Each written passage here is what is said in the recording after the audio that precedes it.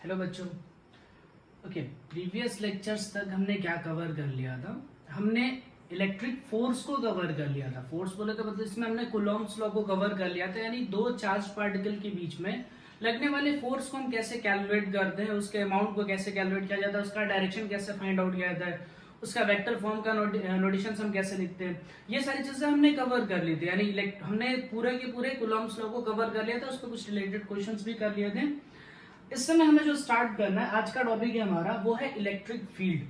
देखो, electric field आपको कैसे सोचना है, उसके बारे में कैसे डिस्कशन आएगा। एक्चुअली हम इसकी दो डेफिनेशंस लेके चलेंगे।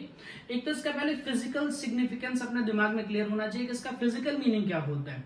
दूसरा क्या है, इसका मैथमेटिकल मीनिंग क्या होगा। दो चीजें, इसकी दो डेफिनेशंस हम क्लियर करेंगे। देखो, ग्रेविटेशन से रिलेशंस लेकर के चलोगे तो बहुत इजीली याद रहेगा। स्टेटमेंट्स में आपको कुछ बोलता हूं, दो स्टेटमेंट अपने दिमाग में रखना। जैसे मैं स्टेटमेंट बोल रहा हूं, there is a gravitational force between earth and sun and there is a gravitational field of earth. दो स्टेटमेंट्स हैं, बहुत ध्यान से सुनना। मैं दोनों स्टेटमेंट्स में क्या चीजें कवर कर रहा हूं।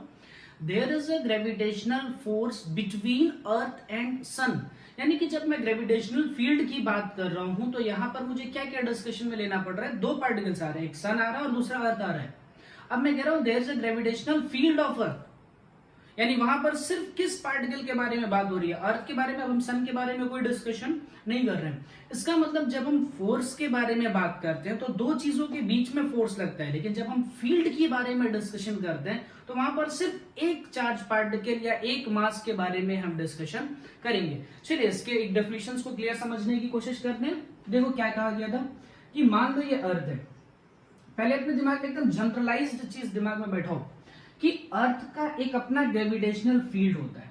एक अपना ग्रेविटेशनल फील्ड होने का मतलब क्या हुआ कि कोई भी मास जो है वो, अगर कई बार आपने न्यूज में सुना होगा कि एक एस्ट्रॉयड आया और अर्थ के बहुत दूर ऐसे निकल गया, उससे अर्थ में कोई प्रॉब्लम नहीं आई। लेकिन कई बार क्या होता है, कुछ एस्ट्रॉयड जो होते हैं वो अर्थ पे आकर के गिरते हैं। वैसा क्यों होता है कि जो भी मास अगर अर्थ के ग्रेविटेशनल फील्ड के अंदर आ जाएगा तो उसमें क्या होगा, अर्थ जो है वो उसके ऊपर फोर्स लगा करके अपनी तरफ खींच लेगी। लेकिन अगर मान लो वो अर्थ के ग्रेविटेशनल फील्ड से बाहर है तो वो ऐसे बाहर बाहर ही चुपचाप क्या होता है, थोड़ा सा निकल जाता है। मीनिंग क्या हुआ, ग्रेविटेशनल फील्ड का मतलब क्या है, ये जो पूरा रीजन बना है ना, ऐसे मैंने शेड किया है, ये पूरा का पूरा क्या है, ग्रेविटेशनल फील्ड है। ठीक है, मतलब ग्रेविटेशनल फील्ड क्या है, स्पेस है, खाली जगह है, around a massive object in which another mass will experience a force। फिर से डेफिनेशन को समझो उसको। ग्रेविटेशनल फील्ड की डेफिनेशन हम क्या लिखते हैं, ग्रेविटेशनल फील्ड क्या है, ये खाली जगह है, स्पेस है, खाली जगह है, अराउंड अ मैसिव ऑब्जेक्ट, किसी भी मैसिव ऑब्जेक्ट के आसपास की खाली जगह है, in which another massive object will experience a force. ऐसे ही हम चार्ज के लिए लिख रहे हैं, चार्ज पार्टिकल के लिए देखो क्या लिखते हैं। मान लो यहां पर एक पॉजिटिव चार्ज है तो इसका अपना खुद का एक स्पेस होगा, मतलब ये एक खाली जगह होगी। ये कि अगर इस खाली जगह में मैं कोई पॉजिटिव चार्ज या कोई छोटा सा नेगेटिव चार्ज लेकर के आऊं, कोई छोटा सा पॉजिटिव चार्ज या छोटा सा नेगेटिव चार्ज लेकर के आऊं, तो वो क्या होगा, इसकी वजह से या तो अट्रैक्ट होगा या तो रिपेल होगा। जैसे मान लो मैंने एक नेगेटिव चार्ज हुआ तो अट्रैक्शन आएगा, और अगर पॉजिटिव चार्ज रखा तो रिपल्शन आएगा। तो डेफिनेशन पहले क्लियर करिए। पहली डेफिनेशन इलेक्ट्रिक फील्ड के लिए क्या लिख सकते हैं, इलेक्ट्रिक फील्ड क्या है, स्पेस है, खाली जगह है, रीजन है around a charged particle in which another test charge, अब पॉजिटिव टेस्ट चार्ज हम लोग यूज करते हैं जनरली, तो another test charge will experience a force. अब वो फोर्स कौन सा होना चाहिए, तो इलेक्ट्रोस्टैटिक फोर्स। देखो क्या लिख रहा हूं, द स्पेस या फिर हम कह सकते हैं फील्ड कह सकते हो। फील्ड आप जैसे समझते हो ना, फील्ड का मतलब क्या होता है, खाली जगह। ठीक है, तो space around a charged particle, एक चार्ज्ड पार्टिकल के अराउंड जो स्पेस होती है, जो खाली जगह होती है, इन विच, वो कौन सा, in which any test charge will experience a force। अब यहाँ पर मैं कुछ चीजें लिख रहा हूँ, यहाँ पर फोर्स के लिए एक चीज लिखनी पड़ेगी। यहाँ पर फोर्स के लिए एक वर्ड यूज कर रहा हूँ, इलेक्ट्रोस्टैटिक फोर्स, क्योंकि पॉजिटिव और निगेटिव में कैसा फोर्स काम करता है, इलेक्ट्रोस्टैटिक। ठीक है, ये चीज दिमाग में बैठी। ओके, यहाँ पर तुम्हें कई जगह क्या होता है, बुक्स में लिखा होता है, यहाँ पर टेस्ट पॉजिटिव चार्ज लिखा होता है, वो भी चलेगा। ठीक, आपको पहले ये समझना है कि ये टेस्ट चार्ज का मतलब क्या होता है। टेस्ट चार्ज मतलब बहुत छोटा चार्ज हमें करना है। ठीक है, अब देखो क्या होगा, अगर ये बहुत बड़ा होता ना, जैसे ये बहुत बड़ा होता, तो इसकी वजह से अर्थ पे फोर्स लगते हैं। भाई फोर्स क्या होता है, पहला वाला दूसरे पे लगाता है, दूसरा वाला पहले पे लगाता है। लेकिन अगर मान लो ये बहुत छोटा है तो इसका अर्थ पे कोई फोर्स नहीं आएगा। जैसे आप ऐसे सोच सकते हो कि आप अर्थ पे जंप करते हो तो क्या होता है, आप अर्थ को खींचते हो और अर्थ आपको खींचती है, लेकिन मूवमेंट किसका दिखाई देता है, आपका मूवमेंट दिखता है, अर्थ का कोई मूवमेंट दिखाई नहीं देता। क्यों, क्योंकि अर्थ का मास बहुत ज्यादा है, बहुत बड़ी है। इसका मतलब क्या है कि आपको एक टेस्ट मास लेना है। इसका मतलब ये जो टेस्ट मास होना चाहिए, इसका अमाउंट क्या होना चाहिए, बहुत छोटा। ठीक है, तो इसलिए कई बार ऐसे मैं अगर आगे जो डेफिनेशन यूज करूंगा नेक्स्ट, उसमें ऐसा लिखूंगा, लिमिट Q टेंड्स टू 0। ये LIM जो लिखा है इसको पूरा पढ़ता है, लिमिट Q टेंड्स टू 0, यानी कि Q की वैल्यू जो है वो 0 की तरफ टेंड्स, मतलब 0 नहीं है, एग्जैक्टली 0 नहीं कर देना है, लेकिन वो है बहुत छोटी। इसको इतना छोटा कर देना है कि इसकी वजह से इस पॉजिटिव चार्ज पे कोई भी फोर्स एक्सपीरियंस ना हो या इसका कोई इन्फ्लुएंस ना हो। ऐसे सोच सकते हो कि आप क्या करो, एक पॉजिटिव चार्ज रखो, बड़ा सा एक छोटा सा निगेटिव चार्ज है, छोटा सा पॉजिटिव चार्ज रखो। अब ऐसे समझ लो उसमें दो पाइप लाइन समझो, और यहां से पानी निकल रहा है। ठीक है, यहां से भी निकल रहा है, यहां से भी। यहां से क्या हो रहा है, बहुत ज्यादा अमाउंट में पानी निकल रहा है, और यहां से बहुत कम अमाउंट में पानी निकल रहा है। अब जब आप उसको एकदम ओवरव्यू में देखोगे, ऊपर से करके देखोगे, तो तुम्हें क्या लगेगा कि एक पाइप लाइन है और उस पाइप लाइन से पानी निकल रहा है। इसका लगभग इन्फ्लुएंस, अप्रोक्सीमेटली इसका इन्फ्लुएंस क्या हो जाएगा, खत्म हो जाएगा। तो ये क्या है, आपका इलेक्ट्रिक फील्ड की एक छोटी सी डेफिनेशन है। Electric field is a space और region around a positively charge या फिर charged particle in which another positive charge will experience a force. लेकिन वहां पे जो दूसरा चार्ज पार्टिकल लेना है वो बहुत छोटा करना है, इसलिए हम लोग वहां पर वर्ड यूज करते हैं टेस्ट चार्ज। ठीक है, अब इसकी दूसरी डेफिनेशन को हम कवर करते हैं।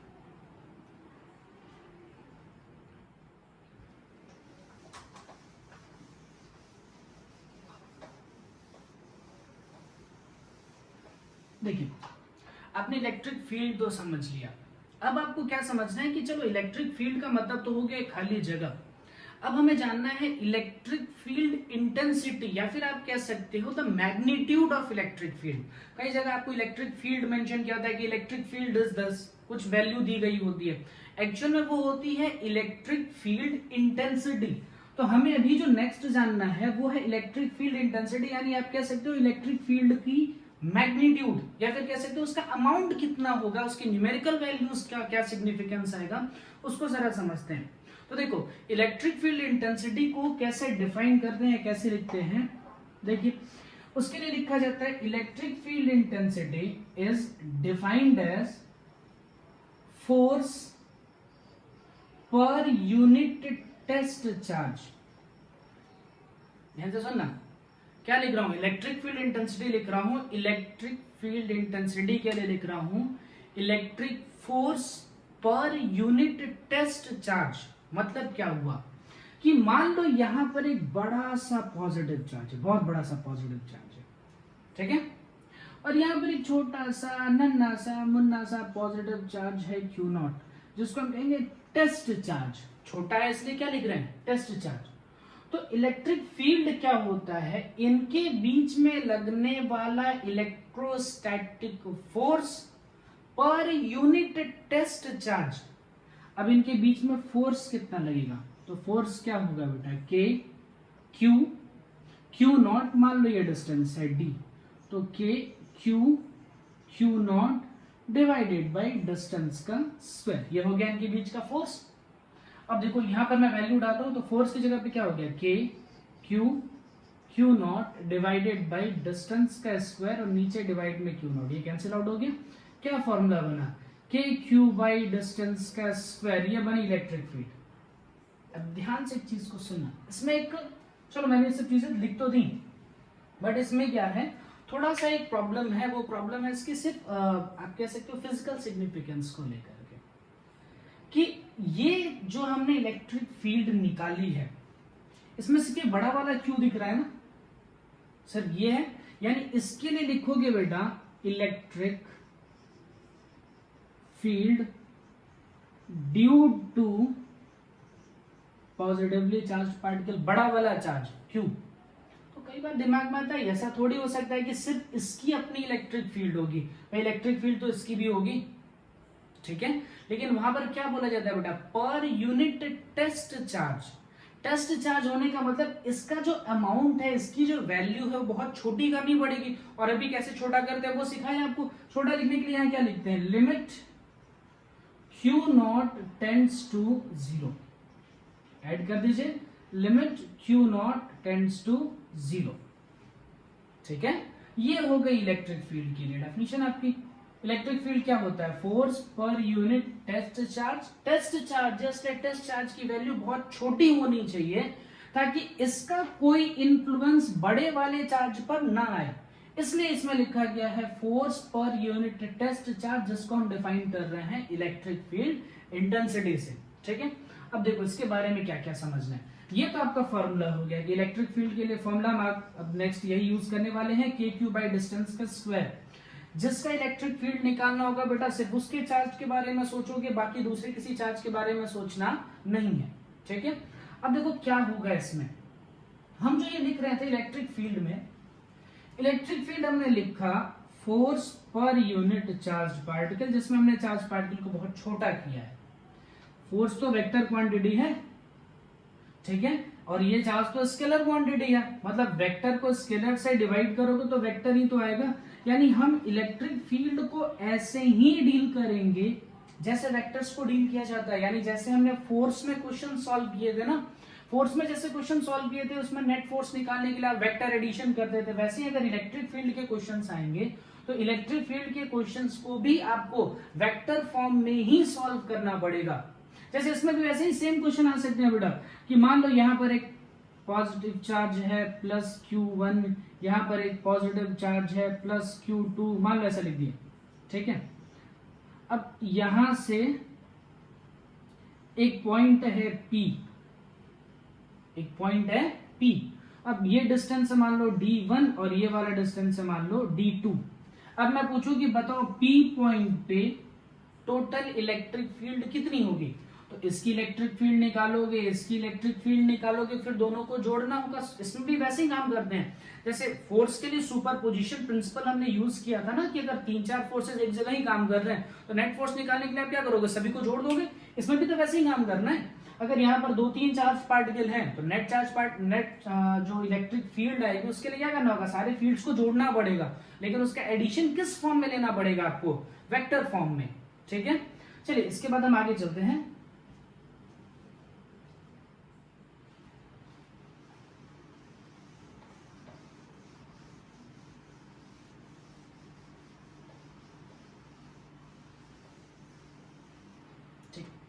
देखो हम टॉपिक जो लेके आगे चल रहे हैं वो क्या है, इसके पहले छोटे छोटे पॉइंट्स जान जो, पहले उन छोटे छोटे पॉइंट्स को डिस्कस कर लेते हैं, फिर थोड़ा सा इलेक्ट्रिक फील्ड लाइंस के बारे में हम डिस्कशन करेंगे। इलेक्ट्रिक फील्ड के लिए हमने लिखा है electric field is defined as force per unit test charge, ठीक है। बहुत इंपॉर्टेंट फॉर्मूला है बेटा, आपने दिमाग में रखिएगा, बहुत बार काम आएगा। कई बार आपको डायरेक्ट इलेक्ट्रिक फील्ड दिया जाएगा, चार्ज पार्टिकल दिया जाएगा, आपको इलेक्ट्रिक फोर्स फाइंड आउट करना पड़ेगा, ठीक है। ये चीज कई बार यूज किया जाता है, तो उसमें कुछ कुछ चीजें मैं आपको बता देता हूँ। पहली चीज इसका डायमेंशन, यूनिट्स, यूनिट लिखो तो कैसे लिख सकते हो, फोर्स की यूनिट क्या होगी बेटा न्यूटन, और चार्ज की यूनिट क्या बनेगी कूलॉम। तो इलेक्ट्रिक फील्ड के लिए यूनिट क्या है, न्यूटन पर कूलॉम, ठीक है। चलो डायमेंशन के बारे में हम डिस्कशन कर रहे हैं। डायमेंशन कैसे निकालोगे बेटा, डायमेंशन अगर इलेक्ट्रिक फील्ड का निकालना है तो बाकी के डायमेंशन डाल दो। फोर्स का डायमेंशन क्या होता है, MLT-2 डिवाइडेड बाई। अब प्रॉब्लम ये है कि मुझे यहाँ पर चार्ज का डायमेंशन लिखना है ना, चार्ज तो फंडामेंटल क्वांटिटीज में नहीं आता, तो उसकी आपको डायमेंशन कैसे लिखनी पड़ेगी? तो आपने पढ़ रखा है, थोड़ा 10th में आपने पढ़ा होगा, current is defined as rate of flow of charge, यानी Q इज इक्वल टू क्या बन जाएगा बेटा, I इंटू टी। I तो एम्पियर फंडामेंटल्स में आता है, T क्या है, टाइम, यानी चार्ज की जगह आपको लिखना पड़ेगा एम्पियर मल्टीप्लाइड बाई टाइम, तो एम्पियर मल्टीप्लाइड बाई टाइम। यहां से आपको क्या होगा, इलेक्ट्रिक फील्ड की डायमेंशन मिल जाएगी, इसको ऊपर लेके जाइए तो -1 यानी हो जाएगा -3, तो ml t to the power -3 a to the power -1, ये क्या हो गया, डायमेंशन ऑफ इलेक्ट्रिक फील्ड। ठीक है, आप उसकी यूनिट्स भी लिख सकते हैं और उसका डायमेंशन भी लिख सकते हो, बहुत इजी काम है, कोई बहुत बड़ा काम नहीं करना है। देखो अब एक कन्वेंशन है, कन्वेंशन मतलब क्या होता है, जैसे आपने 10th में पढ़ा होगा, मैग्नेटिक फील्ड होती है, फिर होती है magnetic field lines. Magnetic field lines का मतलब होता है, मैग्नेटिक फील्ड लाइंस क्या होती है, आपने उसमें कहा था कि it is conventionally taken as, माना जाता है कि जो मैग्नेटिक फील्ड लाइंस है वो नॉर्थ से निकलती हैं और साउथ पर टर्मिनेट होती हैं। ध्यान से सुनना, आपने 10th में ये सब चीजें पढ़ रखी है, मैं एक बार रिवाइज करा देता हूँ, उसी से एग्जैक्टली ये चीजें हम लोग मेंशन करेंगे। उसमें माना गया था कि नॉर्थ से मैग्नेटिक फील्ड लाइंस निकलती हैं और साउथ पे ऐसे टर्मिनेट होती हैं। ठीक है, ये ऐसा सिर्फ क्या था, एक एजम्पशन था कि माना जाए। ऐसे ही क्या होता है बेटा, जैसे यहाँ नॉर्थ साउथ है ना, वैसे ही इलेक्ट्रिसिटी में पॉजिटिवली और नेगेटिवली चार्ज पार्टिकल होंगे। तो ऐसा माना जाता है कि जो पॉजिटिव चार्ज पार्टिकल हैं, यहां से जो इलेक्ट्रिक फील्ड लाइंस हैं, इलेक्ट्रिक फील्ड लाइंस ऐसे बाहर निकलती हैं away from the charge particle. ठीक है, और जो नेगेटिव चार्ज मतलब अगर कोई एक नेगेटिवली चार्ज पार्टिकल होगा तो नेगेटिवली चार्ज पार्टिकल से क्या होगा, इस तरीके से अंदर लेते हुए आप लोग ध्यान रखना, क्योंकि ये चीज बहुत अच्छे से आप ध्यान में रखिएगा, क्योंकि बेटा हमें जब नेट इलेक्ट्रिक फील्ड निकालना होगा, इसके बाद हम 1-2 क्वेश्चन करेंगे। नेट इलेक्ट्रिक फील्ड जब निकालना होगा तो आपको ये डायरेक्शंस देख करके ऐड करने हैं। क्यों? क्योंकि इलेक्ट्रिक फील्ड कैसी क्वांटिटी है, वेक्टर, वेक्टर है, तो इसके साथ साथ मुझे क्या चाहिए, इसका डायरेक्शन भी तो चाहिए, इसलिए इसको आप अच्छे से नोट डाउन करो, फिर हम आगे चले।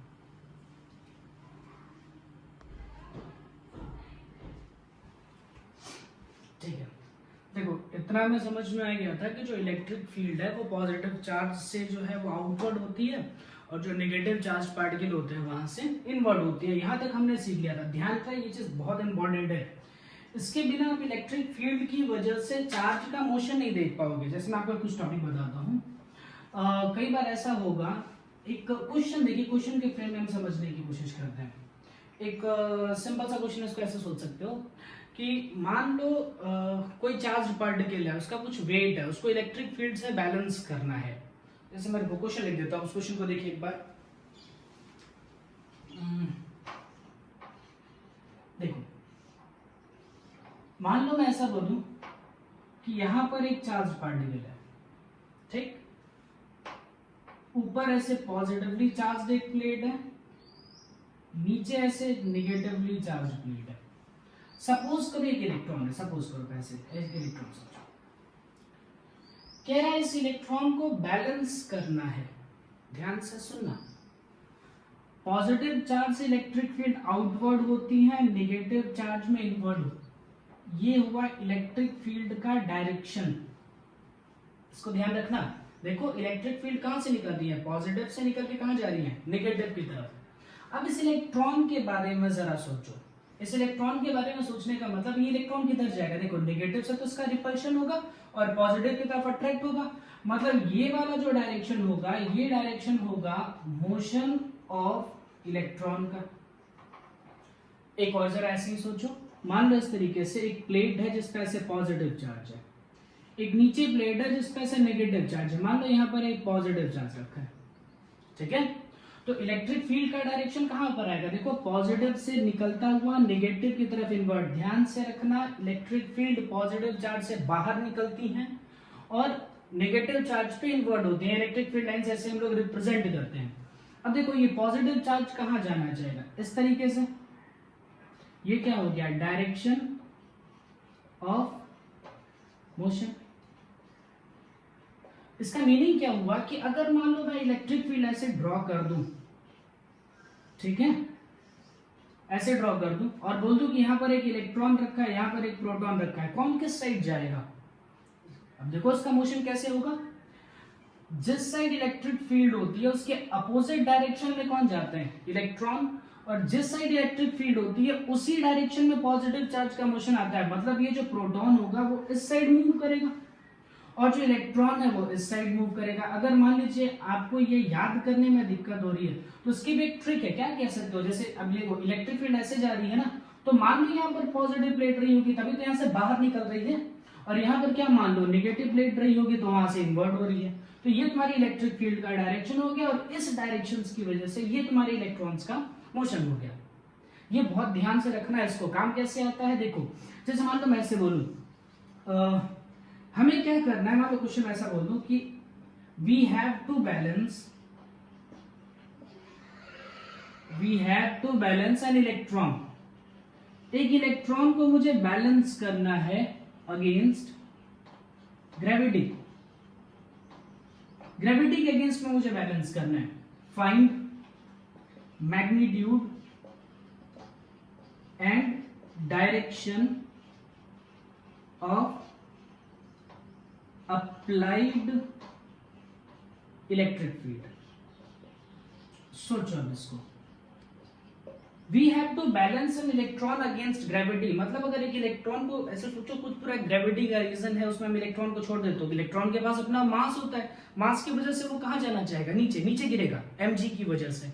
लेकिन we have to balance it. Balance मतलब क्या करना है, mg को अपोज करता हुआ एक इलेक्ट्रिक फोर्स होना चाहिए। ठीक, चलो इस क्वेश्चन को एक बार ट्राई करो, उसके बाद इसका मैं सॉल्यूशन बता देता हूं।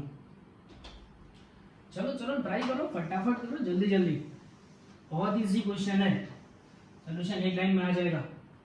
देखो क्या करना होगा, सॉल्यूशन देखो बहुत सिंपल है। एक इलेक्ट्रॉन के बारे में सोचो, तो इस इलेक्ट्रॉन का mg कहां लग रहा है, नीचे। ठीक, यानी मुझे क्या करना है, इसको हवा में ऐसे रोके रखना है। ऐसे रोके रखना है मतलब नीचे कैसा प्लेट होना चाहिए, एक नेगेटिव प्लेट होनी चाहिए, तभी तो नेगेटिव और नेगेटिव में रिपल्शन होगा। और ऊपर कैसी होनी चाहिए, पॉजिटिव प्लेट होनी चाहिए। देखा, पॉजिटिव और नेगेटिव के बीच में इस तरह से इलेक्ट्रिक फील्ड होगी और इलेक्ट्रॉन का मोशन कौन से डायरेक्शन में होगा, ऊपर। अगर अब देखो फोर्स लिखना होगा ना, अभी अभी हमने देखा क्या होता है, electric field is defined as force per unit charge. तो force is defined as charge into electric field. ठीक है, अच्छा ये फोर्स कौन से डायरेक्शन में लगेगा वो सोचो।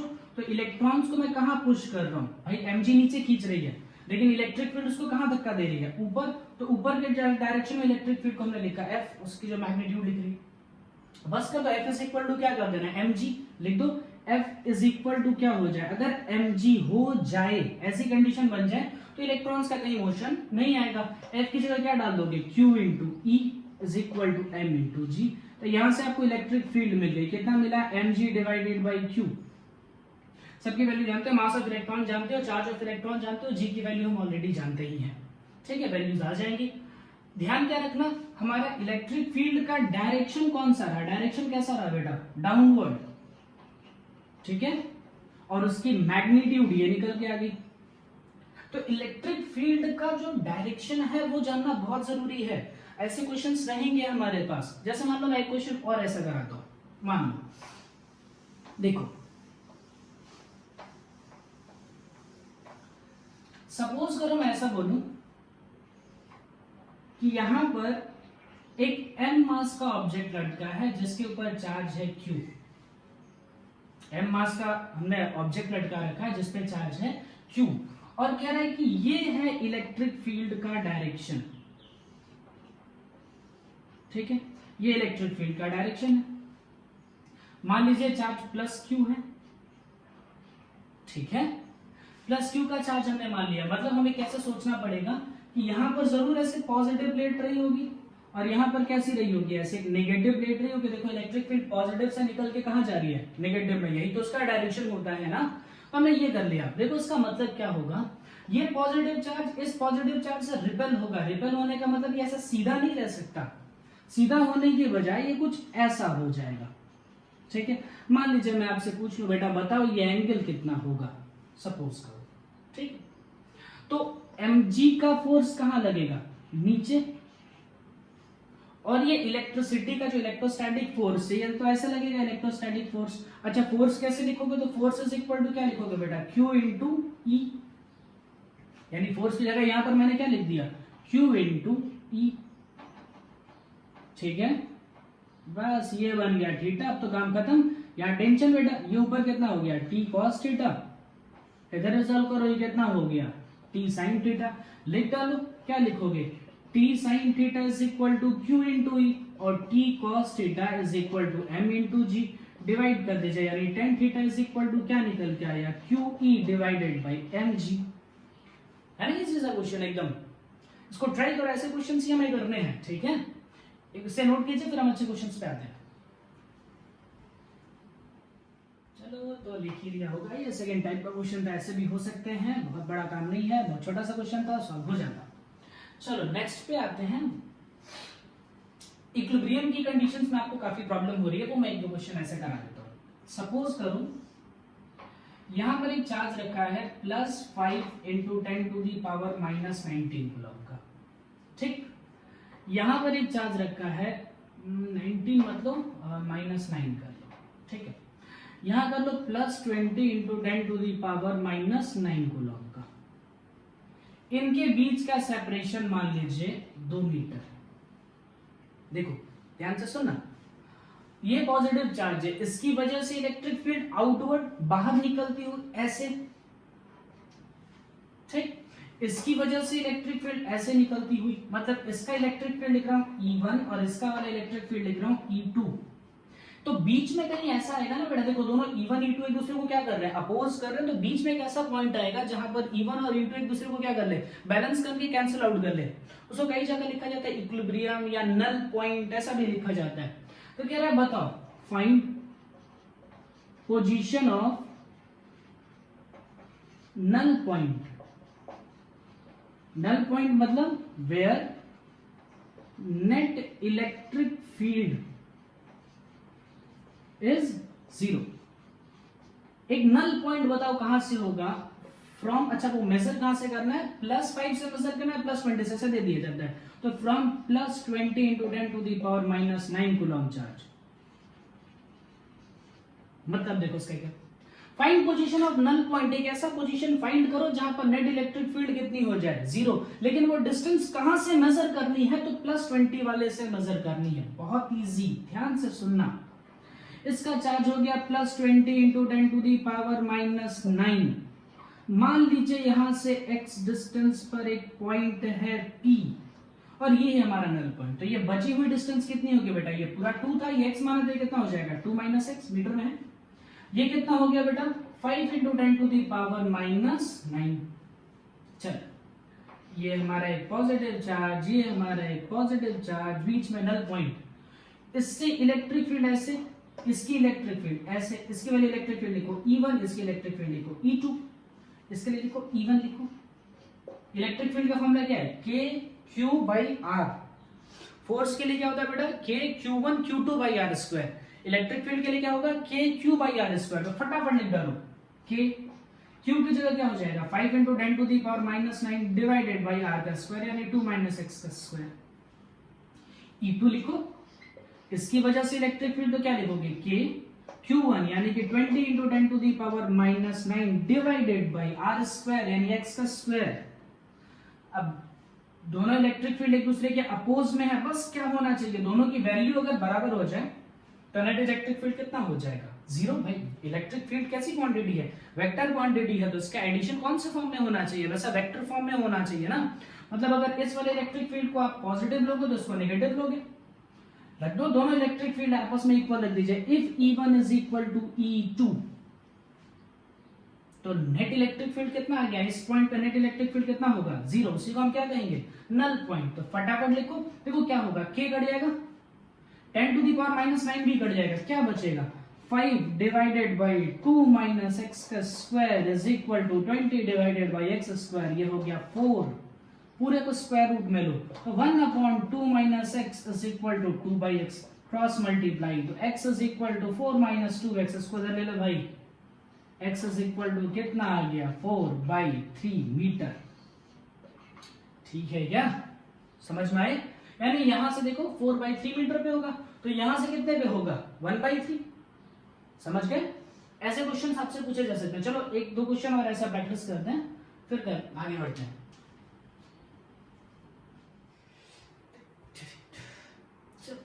ऐसा एक और ट्राई करना, बहुत सिंपल सा, मजा आ जाएगा। कुछ नहीं करना, मैं चेंज कर रहा हूँ, छोटा सा नन्हा सा प्यारा सा चेंज कर रहा हूँ, ध्यान से देखना। बस मैंने यहाँ पे किया क्या है, इसको कर दिया नेगेटिव, हो गया क्लियर। अब बस बत्ती गायब। ट्राई करो, कोशिश करो, बस इतना ही दिया है। पहले दोनों पॉजिटिव था, अब एक पॉजिटिव एक नेगेटिव। अब कह रहे नल पॉइंट निकालो। ओके, अब नल पॉइंट कैसे निकालेंगे, तो आ जाओ सोल्यूशन में चेक करते हैं। जैसे फोर्स में निकालते थे वैसे ही पहले 3 रीजन बनाना पड़ेगा। हमने क्या किया, 2 मीटर की डिस्टेंस ली, region number 1, region number 2, region number 3। हाँ भाई, पहले देखना पड़ेगा कहां पर इलेक्ट्रिक फील्ड एक दूसरे को कैंसिल कर रहे हैं।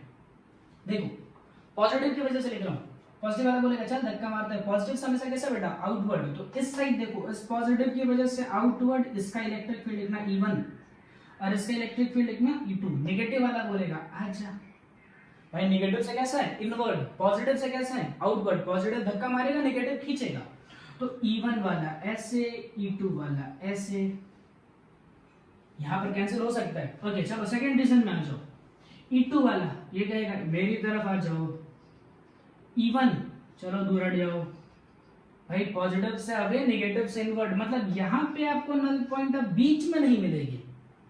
यहां सोचिए, नेगेटिव वाला क्या बोलेगा, चलो आ जाओ मेरे पास, नेगेटिव से इनवर्ड, पॉजिटिव वाला बोलेगा चलो भाग जाओ, यानी ये हो जाएगा E1, ये हो जाएगा E2, मतलब यहां और यहां मुझे नल पॉइंट मिल सकता है। अब ऐसे कंडीशंस में हम क्या चेक करते थे, तो इसका चेक करते थे मैग्नीट्यूड। एक तो इसका चार्ज बढ़ा, तो इससे डिस्टेंस क्या होनी चाहिए, ज्यादा होनी चाहिए, तो इलेक्ट्रिक फील्ड कम होगी। भाई किसी चीज से दूर जाओ तो उसकी फील्ड स्ट्रेंथ क्या होती है, कम होती जाती है। जैसे ग्रेविटेशन को समझो या मैग्नेट्स को समझो, जितना मैग्नेट से दूर जाओगे क्या होगा, उसकी स्ट्रेंथ कम होती जाएगी। तो चलो इसको जरा चेक करें, मतलब यहां पर -20 इंटू 10⁹ है, तो ऑब्वियसली ये चार्ज बड़ा है, तो इससे डिस्टेंस भी कम कर दोगे तो इसकी फील्ड बहुत बड़ी हो जाएगी।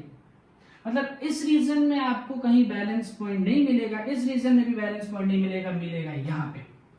तो चलो निकालते हैं, कैसे निकालना होगा, बहुत इजी काम करना होगा भाई। मान लिया हमने यहां से x डिस्टेंस पर एक बैलेंस पॉइंट है, चलो ये बैलेंस पॉइंट है, इसके लिए लिखो इलेक्ट्रिक फील्ड E1 क्या हो जाएगा बेटा, K, Q की वैल्यू कितनी हो जाएगी 5 इंटू 10⁻⁹ डिवाइडेड बाई x का स्क्वायर। इसका लिखो electric field E2 is equal to क्या, Q की जगह पर हो जाएगा 20 into 10⁻⁹ divided by 2 plus x, भाई इसके बीच की डिस्टेंस कितनी थी 2, तो टोटल डिस्टेंस कितनी हो जाएगी 2 प्लस x का स्क्वायर।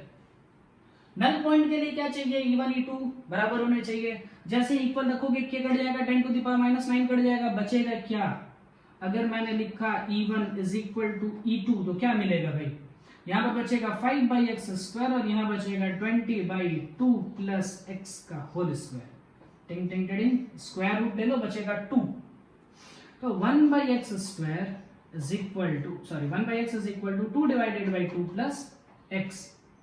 ओके ये कितना हो गया बेटा 2x, सॉल्व करो, क्रॉस मल्टीप्लाई करो, तो 2x इज इक्वल टू क्या 2 प्लस x, तो x इज इक्वल टू कितना मिला 2, यानी यहां से 2 मीटर इस साइड आऊं तो एक नल पॉइंट बन जाएगा। लेकिन इससे डिस्टेंस पूछी है ना, इससे डिस्टेंस कितनी मीटर आएगी 4 मीटर, ये 2 और x की वैल्यू आई है 2, तो टोटल कितना आया 4 मीटर। समझ में आया क्वेश्चन, बहुत सिंपल था, सॉल्व कर लीजिए। चलो चलो नेक्स्ट टॉपिक पे आते हैं। नेक्स्ट टॉपिक है हमारा इलेक्ट्रिक फील्ड इन वेक्टर फॉर्म। इलेक्ट्रिक फील्ड को वेक्टर फॉर्म में कैसे लिखा जाता है। अच्छा आते हैं नेक्स्ट टॉपिक हमारा इलेक्ट्रिक फील्ड इन वेक्टर फॉर्म। हाँ कैसे लिखना है? बहुत इजी काम। पहले तो अपना कोऑर्डिनेट सिस्टम तो चाहिए ही चाहिए। यहाँ पर हमारा एक कोऑर्डिनेट सिस्टम है। मान लो यहाँ पर एक पॉजिटिव चार्ज रखा है Q। कह रहा है कि इस पॉइंट P पर बताओ इलेक्ट्रिक फील्ड कितना होगा इन टर्म्स ऑफ वेक्टर। चलो भाई क्या करना पड़ेगा, पहले तो लिखना पड़ेगा पोजीशन वेक्टर, जैसे हमने फोर्स में लिखा था। इसका पोजीशन वेक्टर r1, इसका position vector r2। Electric field का डायरेक्शन कैसे होगा, पॉजिटिव चार्ज से आउटवर्ड, मतलब इस तरीके से होगा ना, ठीक है। अब चलो ये वाले वेक्टर का जब तुम नाम लिखना, इस वाले वेक्टर के लिए क्या लिखूंगा, देखो ये वाला कौन सा पॉइंट हो जाएगा, इनिशियल, और ये वाला कौन सा पॉइंट हो जाएगा, फाइनल। तो क्या करते हो, फाइनल माइनस इनिशियल लिखते हो ना भाई। इन दोनों को r1 r2 को हम क्या कहते हैं, r1 एंड r2 को हम क्या कहते हैं, पोजीशन वेक्टर, ठीक है। लेकिन अगर इसको लिख रहे हो ये डिस्टेंस, तो ये कौन सी हो जाएगी, डिस्प्लेसमेंट वेक्टर। तो डिस्प्लेसमेंट वेक्टर कैसे लिखते हैं बेटा, फाइनल माइनस इनिशियल। इसको कैसे नाम देना पड़ेगा, r21 final minus initial. r21 कौन सा वेक्टर हो गया, डिस्प्लेसमेंट वेक्टर, ठीक है। अच्छा चलो रिलेशन लिख करके देखना। देखो बेटा एक वेक्टर के हेड पे दूसरे वेक्टर का टेल है, यानी लिख सकता हूं r1 plus r21 is equal to r2। ध्यान से देखो वेक्टर एडिशन के फॉर्म में लिखा, ट्रायंगल ऑफ वेक्टर एडिशन। एक वेक्टर के हेड पे दूसरे वेक्टर का टेल है, देने के हेड और टेल को मिला दिया जाए तो रिजल्टेंट आता है, यानी r21 को लिखा जा सकता है r2 माइनस r1। इसको ऐसे याद रखना दिक्कत है, कैसे याद रखना, ध्यान से सुनना। डिस्प्लेसमेंट वेक्टर कैसे लिखा जाता है, r2 क्या है बेटा, जिस पॉइंट पर इलेक्ट्रिक फील्ड निकालनी थी, r2 है जिस पॉइंट पर इलेक्ट्रिक फील्ड निकालना है, ठीक है। r1 क्या है, जहां पर चार्ज रखा है, r1 है पोजीशन ऑफ चार्ज्ड पार्टिकल। सुनो ध्यान से, इसको नोट कर लेना, आगे जब हम इसका इलेक्ट्रिक फील्ड, अभी एक चार्ज की वजह से पढ़ रहे हैं ना, इसके बाद हम पढ़ेंगे सुपरपोजिशन। सुपरपोजिशन ऑफ चार्जेस में क्या होगा, बहुत सारे चार्जेस होंगे, बहुत सारे चार्जेस होंगे तो बहुत सारी ऐसी चीजें आएंगी, r121 r31 r4, और परेशान हो जाओगे। इसलिए ये याद रखना है कैसे डिस्प्लेसमेंट वेक्टर लिखते हैं। तो पहले वहां पर वो पॉइंट लिखते हैं जिस पॉइंट पर इलेक्ट्रिक फील्ड निकालनी है, दूसरा वो लिखते हैं जहां पर वो चार्ज पार्टिकल रखा हुआ है। फटाफट इलेक्ट्रिक फील्ड लिखते हैं। चलो इलेक्ट्रिक फील्ड के लिए फॉर्मूला हम लिखना है KQ/r², K Q by R। Distance कौन सा होगा, r21, तो r21 का स्क्वायर, लेकिन यहाँ तो मैग्नीट्यूड होगा, ये तो सिर्फ इलेक्ट्रिक फील्ड का क्या हुआ, मैग्नीट्यूड। साथ में क्या लिखना है, डायरेक्शन। तो डायरेक्शन तो यही होगी ना इलेक्ट्रिक फील्ड की डायरेक्शन, जो बेटा r21 की डायरेक्शन है वही इलेक्ट्रिक फील्ड की डायरेक्शन है, वही फोर्स की भी डायरेक्शन है। तो इसका डायरेक्शन लिखने के लिए यहाँ पर क्या लिखोगे, यूनिट वेक्टर r21, बस खत्म काम। यूनिट वेक्टर को कैसे लिखते हैं, vector divided by mod of vector. भाई यूनिट वेक्टर कैसे निकालते हो, किसी भी वेक्टर को उसी के मैग्नीट्यूड से अगर हम डिवाइड कर दें तो आता है यूनिट वेक्टर। लिख डालो यहाँ पर, लिखो क्या हो जाएगा, KQ डिवाइडेड बाई r21 का स्क्वायर इंटू r21 को कैसे लिखोगे, r2 minus r1 divided by r2 minus r1 का मैग्नीट्यूड। अरे ये r21 है क्या बेटा, r21 क्या है, r2 माइनस r1 ही तो है, ये क्या है r2 माइनस r1 का स्क्वायर ही तो है। नहीं आया, बस तब इसको क्या कर देना है, क्यूब। ये हो जाएगा KQ divided by r2 minus r1 to the power 3 into r2 minus r1 का वेक्टर फॉर्म, खत्म। ऐसे ही डराने के लिए लिखा है, ठीक है, इसे डराने के लिए लिख देते हैं। बस ये ध्यान रखना है कि हम ये डिस्प्लेसमेंट वेक्टर लिख कैसे रहे हैं, r21 लिखा है तो r2 माइनस r1, जिस पॉइंट पर इलेक्ट्रिक फील्ड निकालना है माइनस जिस पॉइंट पर चार्ज रखा है, ठीक है। इसे नोट कीजिए, फिर हम इसमें 2-3 चार्जेस एक साथ लेकर के उसका नेट इलेक्ट्रिक फील्ड लिखना सीखते हैं। चलो लिख लिया, हाँ भाई, ओके, इसी में थोड़ा छेड़छाड़ कर लेते हैं। नहीं मजा नहीं आएगा, बिल्कुल मजा नहीं आएगा, केवल इतना रख रहा हूं, ठीक है। R21 कैसे लिखते हैं बस उतना रखा। मान लो यहाँ पर Q1 Q2 Q3 Q4 ऐसे चार्जेस रखे सारे पॉइंट्स, और इस P पॉइंट पर हमें नेट इलेक्ट्रिक फील्ड निकालना है और उसका वेक्टर फॉर्म में रिप्रेजेंटेशन लिखना है। तो देखो सब पॉजिटिव चार्ज मानो तो Q1 वाले से ऐसे, Q4 वाले से ऐसे, मतलब यहां मान लो, ठीक है, Q3 वाले से ऐसे, Q2 वाले से ऐसे, ये वाला देखो इलेक्ट्रिक फील्ड 1 का, ये इलेक्ट्रिक फील्ड 4 का, ये इलेक्ट्रिक फील्ड 2 का, ये इलेक्ट्रिक फील्ड 3 का, सब पॉजिटिव चार्ज है। पॉजिटिव चार्ज है तो सबसे इलेक्ट्रिक फील्ड आउटवर्ड डायरेक्शन में आएगा, ठीक है। चलो लिखते हैं, E1 लिखो तो जरा। E1 इज इक्वल टू क्या लिखूंगा, जो रिप्रेजेंटेशन लास्ट में आया था वही लिख रहा हूं बेटा, K Q1 डिवाइडेड बाई, देखो जिस पॉइंट पर इलेक्ट्रिक फील्ड निकालना है, इस P पॉइंट पे निकालना है ना, मान लो इसका डिस्प्लेसमेंट वेक्टर कुछ R है, ठीक, R माइनस Q1 का पोजीशन मान लो R1। R किसकी पोजीशन है, ध्यान से सुनना, जिस पॉइंट पर इलेक्ट्रिक फील्ड निकालना है, यानी ये किसकी पोजीशन है, पोजीशन ऑफ पॉइंट P, ठीक है। ओके, इसका cube into R minus R1 vector, last में जो आया था हमारा वो ध्यान दीजिए, वहीं से लिख रहा हूं बेटा। E2 लिखो, क्या हो जाएगा, K Q2 डिवाइडेड बाई, अरे पोजीशन ऑफ P थोड़ी बदलेगी, वो तो वही रहेगी, लेकिन जो चार्ज है Q2 की जगह पर हमें Q2 का पोजीशन वेक्टर लिखना पड़ेगा, नहीं आएगा, लिखना पड़ेगा R2 का cube R minus R2 vector form में, ठीक है क्या, समझ में आ रहा है। एक और लिखता हूं लास्ट, E3 लिख रहा हूं, मान लो K Q3 divided by R minus R3 to the power 3 R minus R3 vector, ठीक है। ओके, सुपरपोजिशन प्रिंसिपल में हमने क्या पढ़ा था कि जो इलेक्ट्रिक फील्ड होती हैं या फिर जो वेक्टर फॉर्म्स होते हैं, सभी वेक्टर्स का कैसा एडिशन आता है, वेक्टर एडिशन। यानी अगर मान लो मुझे नेट इलेक्ट्रिक फील्ड लिखना है तो मुझे कैसे लिखना पड़ेगा, E1 E2 E3 E4 जितने हैं सबका कौन सा एडिशन आएगा बेटा, वेक्टर एडिशन आएगा। अच्छा, जब सारी वैल्यू लिखोगे तो एक काम करना, देखो K सब में है, बाहर निकाल लेना।